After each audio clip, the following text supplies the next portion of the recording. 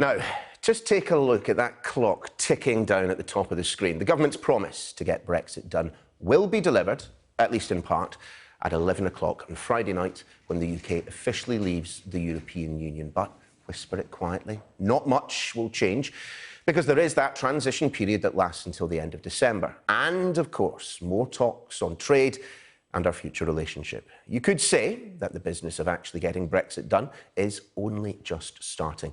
Well, let's get a view from the other side of the negotiating table. Ireland's Europe Minister, Helen McEntee, joins us now from County Meath. Minister, thank you so much for being with us this morning. What is your view of whether or not, over the next 12 months, we can get a deal done? Well, as you've said, I think my own view and my own party's view is that Brexit is really only at half-time. We have a huge amount of work still to do. I think it's very welcome, and I say this with a tinge of sadness. It's very welcome that the withdrawal agreement has passed through all the stages in Westminster. We know now that the European Parliament is recommending that it pass through, and yes, on the 1st of February, the UK will leave and nothing will change. However, the idea that we can negotiate a trade deal, one that is close, comprehensive, one that provides very little change for our citizens, not just in the UK and Ireland, but the EU as well, within about a 12-month space. It's very difficult. Now, of course, the EU is willing and ready. Michel Barnier is still our chief negotiator. He is working with his team and all member states, Ireland included, to ensure that we have a mandate and that we are ready for these negotiations when they start. But we do know, of course, that Boris Johnson has said he does not want to have an extension, which means trying to negotiate a very difficult trade deal essentially in 10 months. And we know, looking at previous trade deals, how long they have taken. But of course, as I've said, we are willing, we are ready. But we do need to make sure that in all of the negotiations, Ireland's priorities are heard, that the other 26 member states' priorities are heard, and that there is a level playing field, that we have a balance of rights and obligations throughout all of this. Boris Johnson said on this programme of the agreement struck, an agreement which many people, in fact, didn't think was possible, that it allows the whole of the UK to come out of the EU, including Northern Ireland, and the only checks that there would be if there was something coming from GB via Northern Ireland and was going on to the Republic, then there might be checks at the border into Northern Ireland. I mean, that's not entirely true, is it? Can you envisage a border without checks? Well, what we know is the withdrawal agreement that has been negotiated, the most recent updated version, is very clear. There will be no checks on the island of Ireland. We've been very clear on that. We need to protect the Good Friday Agreement, and integral to that has been the invisible border, which has existed since the Good Friday was put in place over 20 years ago. It protects the all-island economy, which has become, again, part of that cooperation and the involvement among our communities north and south on this island. With the withdrawal agreement and the technicalities of exactly how that worked, this will be discussed and this will be put in place throughout the transition period.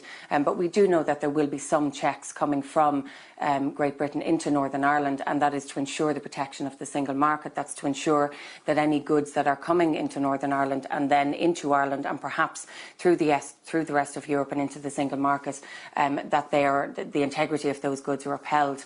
Of course, if we have a free trade agreement, if we have one that is so close that we do not need checks or that there are no changes, whether it be to tariffs or otherwise, then that obviously changes things. However, if we come to the end of this year, if there is no trade agreement in place, then of course the Irish Protocol will come into place, and all of the things that I've just outlined, protecting the border, protecting the all-island economy, protecting the common travel area, and of course the peace process, they will be very much at the heart of the Irish Protocol, which will come into play by the end of the year. But again, this is only if a free trade agreement is not negotiated.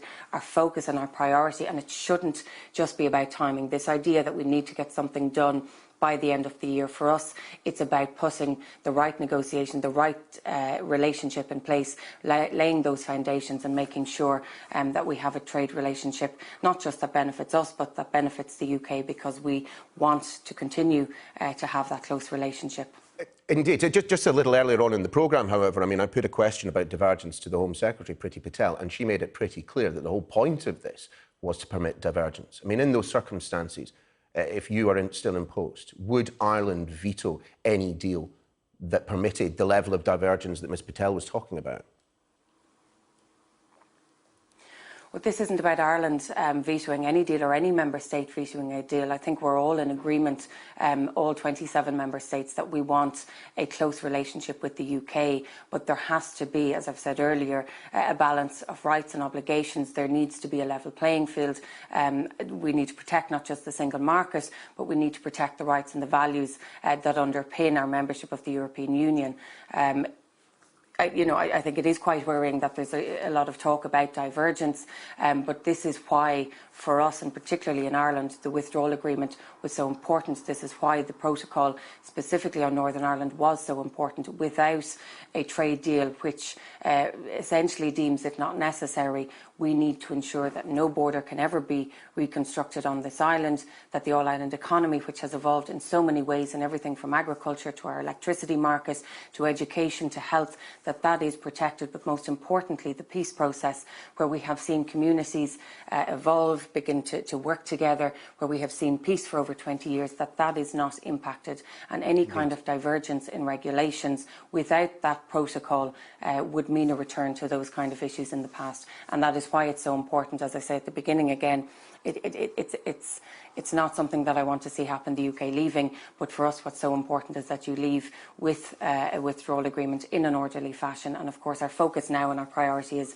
to work with you as quickly as possible to try and negotiate a trade deal. But again, this should not be about timing, this should be about getting the right deal.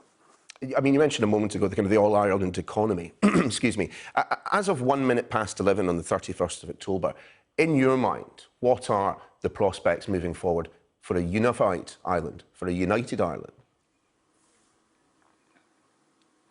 Well, we have always said, I have said in my government, and I think most political parties in Ireland are very clear that now is not the right time to broach that subject. Yes, I think the question itself has obviously become much more, it has come much more to the fore in recent years. However, our focus, and in particular this government's focus and our priority, has not been just to get through, as you say, and to manage an orderly Brexit. For us, we are only at half-time. There is a huge amount of negotiation and a huge amount of effort that is needed now to make sure that we get a good deal. And from, again, our government's point of view, our economy, the prospects for our economy will very much depend on whether or not we have a good relationship with the UK. The EU is still our largest trading partner, but for many business, in particular small and medium enterprise, the issue of north and south has been protected. However, our trade east and west between Ireland and the UK, that is an extremely important relationship, and we need to. And I hear you. And I hear you on. And I hear you on that point. Focus is around these negotiations, not that.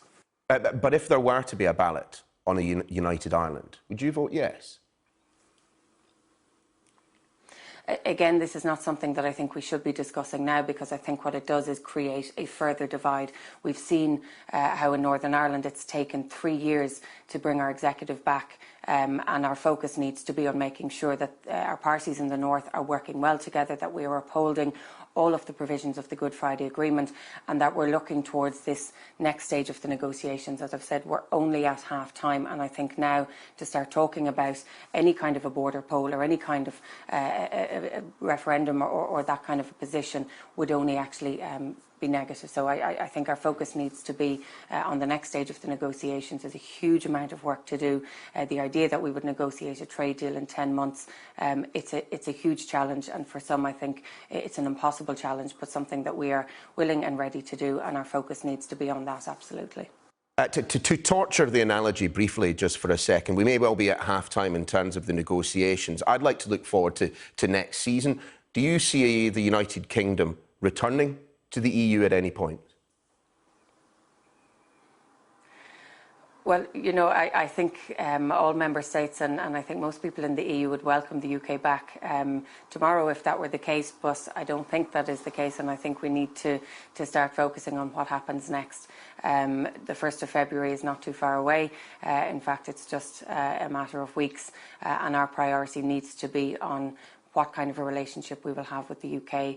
We need to ensure it's a close relationship. Ireland and the UK have had, yes, I think, a long and at times tumultuous relationship, but we are close neighbours, we are close friends and allies in many ways, as is the EU, and I think our priority needs to be on what kind of a future relationship we can have, how we can work together, not just in economic terms, but around security, and as I've said, protecting so many of those rights that underpin and so many of those values that underpin the European Union: human rights, freedom of expression, equality of all for all persons.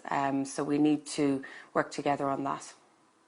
And Minister, whilst we have you, we learned of the death of Seamus McAleese, of course, Deputy Leader of the SDLP when the Good Friday Agreement was signed, Deputy First Minister in the Assembly. Your thoughts on his life and legacy? Well, I think his legacy is here for many people to see. I think he played such a significant and important role in bringing about the Good Friday Agreement, but in bringing people together and communities together. And I think the fact that the Good Friday Agreement, albeit we've had challenges in recent years, I think it's only growing stronger. And I think his vision for Northern Ireland, his vision for Ireland and our relationships and communities in the North is one that will live on for a long time. And I offer my deepest condolences to his family, to his friends. I think his legacy will live on for a long, long time. Helen McEntee, many thanks for joining us. Thank you.